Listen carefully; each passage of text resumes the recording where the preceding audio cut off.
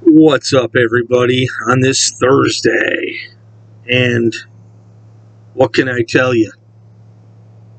We're on the Iceman's Return YouTube channel, and Jeff Jarrett's all elite. It's like, are you kidding me? You're pushing aside one cancer in the industry, and you bring in another.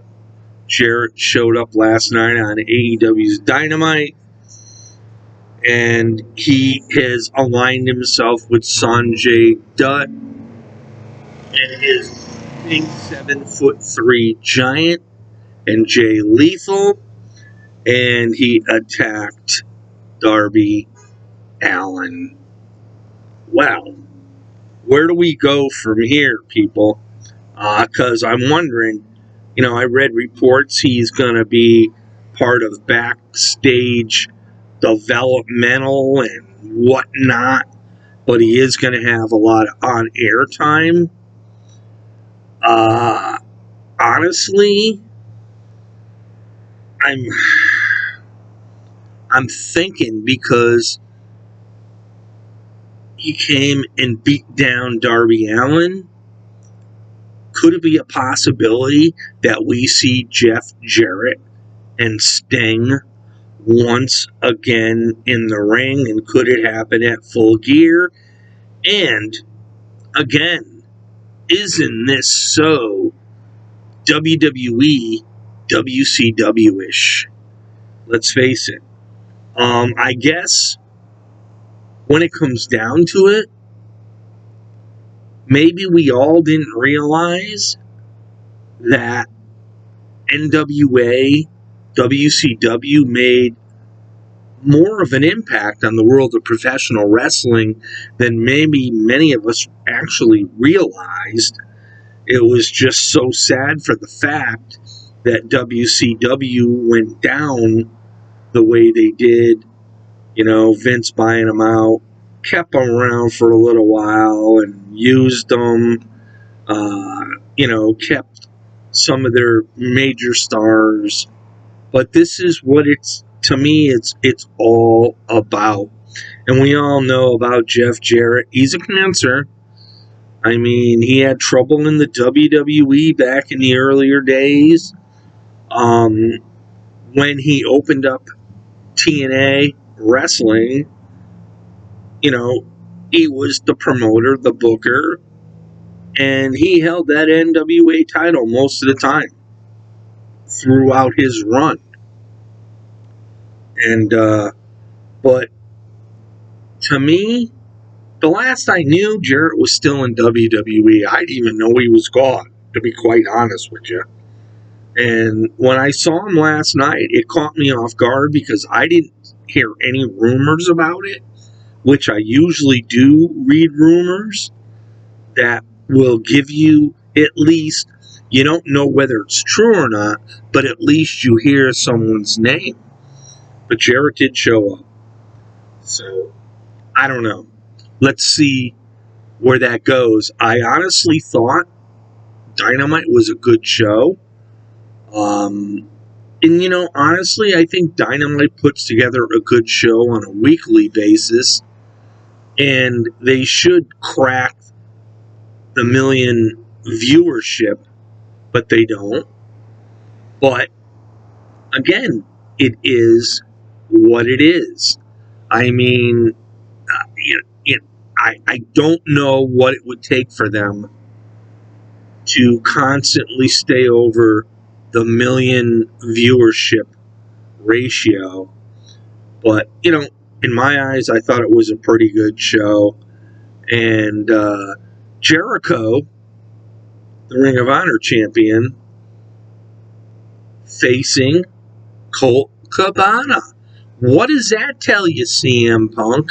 That Tony Khan brought Colt Cabana back to Dynamite for the first time in months.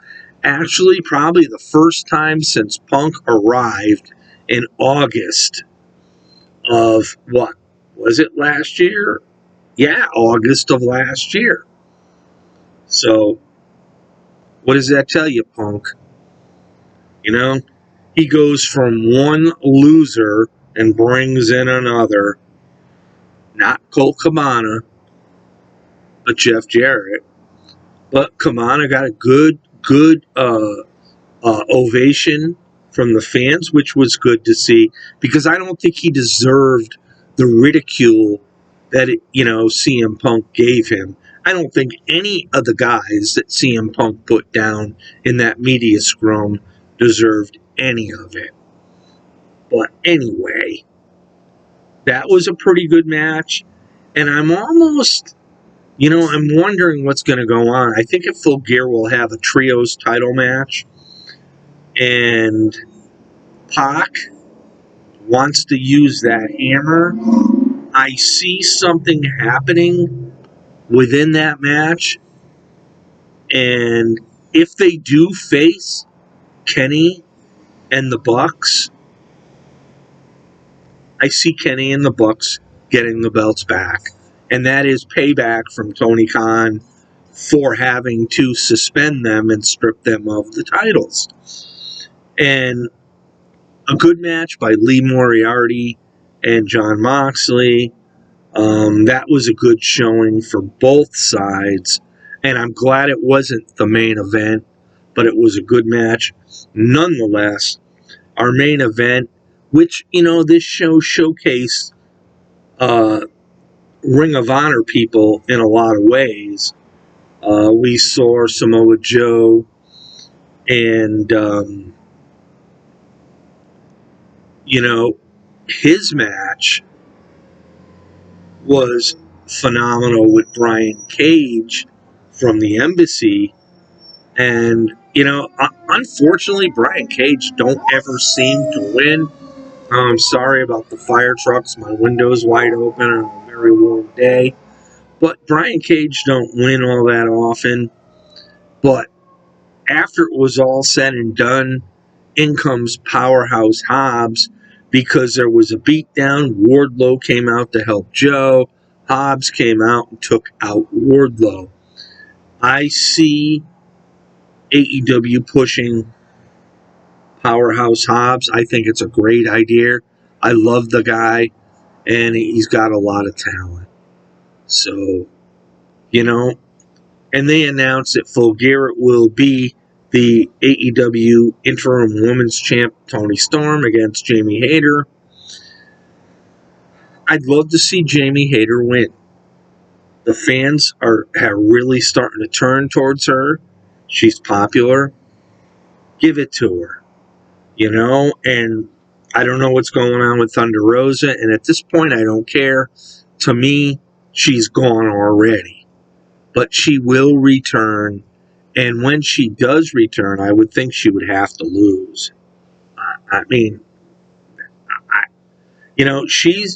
Her title run is getting lengthened by the fact she hasn't wrestled in months. And this kind of stuff I don't like. So, anyway, we saw the situation with Keith Lee, Swerve, and the radio man, the Big Ross, I believe his name is. And, they are set to go after the tag titles with the Acclaimed. And it was sort of fun. The Acclaimed come in the ring. They had the daddy-ass birthday party. They gave him gifts. They gave him foam scissors so he could scissor everybody. And then his kids came out. And, it's sort of fun. It was a fun segment because the kids came out and started taking out people. And then FTR came out and sort of tried to even things off. But if you notice at the end of the show, or at the end of the match, FTR handed the belts back to, Anthony Bowens and Max Caster, and they stared down those tag belts. So, when are they going to wrestle them? I don't know. I don't believe it could be at Full Gear. Or it could be like it, winter is coming or whatever. So, but it was a good Dynamite last night, and I think the ratings should reflect on it, but they probably won't. But anyway, this is the Iceman on the Iceman's Return YouTube channel on this Thursday. A no-hitter last night by the Houston Astros, tying the series up at 2-2. We'll see what happens tonight. Final game in Philly. Peace out, everybody. We'll see you all next time.